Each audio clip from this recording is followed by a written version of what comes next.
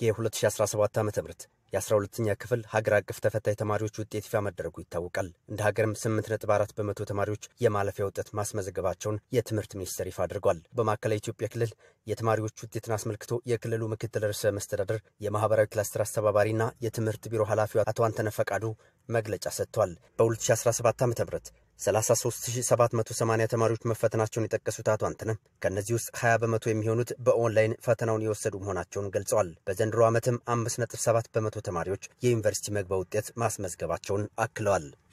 ከዛ ውስጥ በተፈጥሮ ሳይንስ 12552፣ በማህበራዊ ሳይንስ 21230፣ በድምሩ 33782 ተማሪዎች ተፈትነዋል ማለት ነው። ከዚህ ውስጥ እንግዲህ ከተፈተኑት ውስጥ 27043 ተማሪዎች በወረቀት የተፈተኑ ናቸው።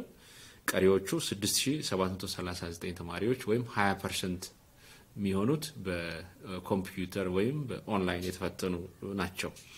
እንግዲህ ከተፈተኑት 33782 ተማሪዎች ውስጥ 1941 ተማሪዎች ወይም 5.7% ተማሪዎች አማካይ 50% እና ከዛ በላይ ውጤት አስመዝግበው ዩኒቨርሲቲ መግቢያ ውጤት አስመዝግበዋል ማለት ነው። እንግዲህ ይሄንንም ከ2015 ትምህርት ዘመን ካስመዘገብነው 2.7% አንጻር ስናይ 100% ጭማሪ ያሳይቷል። በ2016 ትምህርት ዘመን ከተመዘገበው ውጤት ማለትም 3.4% ተማሪዎች ናቸው ያሳለፍነው። ከዛ አንጻር ስናይ 67.6% እድገት አሳይቷል ማለት ነው። በመግለጫቸውም ሀገራዊ ፈተናዎች ላይ በክልሉ ከፍተኛ መሻሻሎች እየታየ መምጣቱን አብራርተዋል።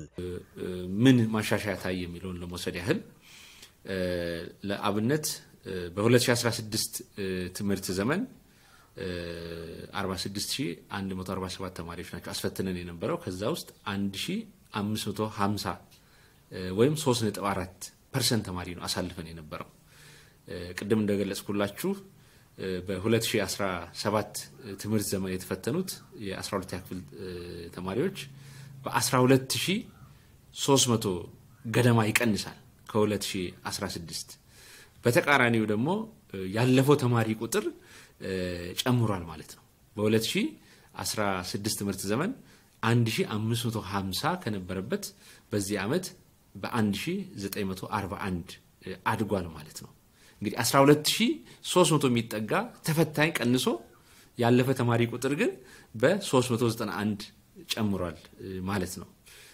ይሄ አንዱ የትምህርት ስራችን ላይ የመጣውን ለውጥ የሚያሳይ ነው። ባለፈው ዓመት በትምህርት ሴክተሩ የተወሰዱ ማሻሻያዎች ለውጤቱ አስተዋጽኦ አበርክተዋል። በዘንድሮ ሀገር አቀፍ ፈተናም በክልሉ ከፍተኛ ውጤት ያስመዘገቡ ተማሪዎች ቁጥር ጨምሯል ነው የተባለው። ሌላው ከፍተኛ ውጤት ያስመዘገቡ ተማሪዎች ላይ ማሻሻያ ታይቷል። ከፍተኛ ውጤት ያስመዘገቡ ማለት 500 እና ከ500 በላይ ውጤት ያስመዘገቡ ናቸው። ይህንንም ስናይ በ2016 ትምህርት ዘመን 43 ተማሪዎች ናቸው 500 እና ከዛ በላይ ውጤት ያስመዘገቡት። በ2017 ውጤታችን ደግሞ 7 ተማሪዎች 500 እና ከዛ በላይ ወይም ከፍተኛ ውጤት አስመዝግበዋል ማለት ነው። እዚህም ላይ ለውጥ ማየት ችለናል። ክልሉ እንደ አዲስ ከተዋቀረ በኋላ በተሰራው ስራም ከዓመት ወደ ዓመት የተማሪዎች የማለፍ ምጣኔ እየጨመረ መጥቷል ተብሏል። በክልሉ ያሉ አዳሪ ትምህርት ቤቶችም ሁሉንም ተማሪዎች በማሳለፍ ታሪክ ሰርተዋል። 4 አዳሪ ትምህርት ቤቶች ያስፈተኑትን ሁሉንም ተማሪዎች አሳልፏል ወይም 100% ተማሪዎቻቸውን አሳልፏል። እነዚህም ሆሳና የሚገኘው ሊሽጎጎ አዳሪ ትምህርት ቤት፣ ሃይረንዚ ወራቤ ከተማ የሚገኘው አዳሪ ትምህርት ቤት፣ ሌላኛው ሂጋ ዱራሜ የሚገኘው አዳሪ ትምህርት ቤት፣ አራተኛው ደግሞ ቡራቲቾ ሀላባ የሚገኘው የአዳሪ ትምህርት ቤት ናቸውና እነዚህ አራቱ ያስፈተኗቸውን ተማሪዎች በሙሉ ማሳለፍ ችለዋል ማለት ነው። በክልሉ አንድም ተማሪ ያላሳለፉ ከ100 በላይ ትምህርት ቤቶች ቢኖሩም ከባለፈው ዓመት ተመሳሳይ ውጤት ጋር ሲነጻጸር ግን የተሻለ ሆኖ ተገኝቷል ነው ያሉት። ወደ ዩኒቨርሲቲ መግቢያ ውጤት ያላመጡ ተማሪዎችም ሰፊ የሰው ኃይል ወደሚይዙ የቴክኒክና ሙያ ተቋማት በመቀላቀል የበኩላቸውን እንዲወጡም ኃላፊው ጥሪ አቅርበዋል። የተመዘገበ ውጤት በጣም ጥሩ ነው። ነገር ግን አሁንም ብዙ ተማሪዎች ዩኒቨርሲቲ መግቢያ ውጤት አላገኙ።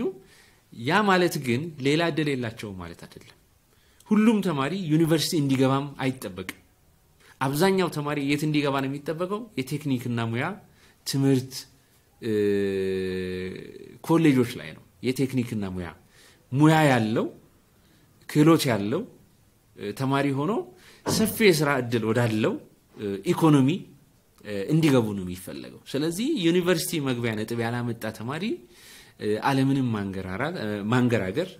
ማንገራገር ክልላችን ውስጥ የፖሊቴክኒክ ኮሌጆች አሉ፣ የኢንዱስትሪያል ኮሌጆች አሉ፣ ኮንስትራክሽን ቴክኖሎጂ ቴክኒክና ሙያ ኮሌጆች አሉ። ስለዚህ ዓለምንም ማንገራገር ዩኒቨርሲቲ መግቢያ ነጥብ ያላገኙ ተማሪዎች ቴክኒክና ሙያ ኮሌጅ መግባት ይጠበቅባቸዋል። ለውጤቱ መሻሻል አስተዋጽኦ የነበራቸው የክልሉን ርዕሰ መስተዳድር ጨምሮ የፓርቲ አመራሮች፣ የትምህርት ሴክተር አመራሮችና የትምህርት ሚኒስቴር እንዲሁም ሌሎች አጋዥ ተቋማትን አመስግነዋል።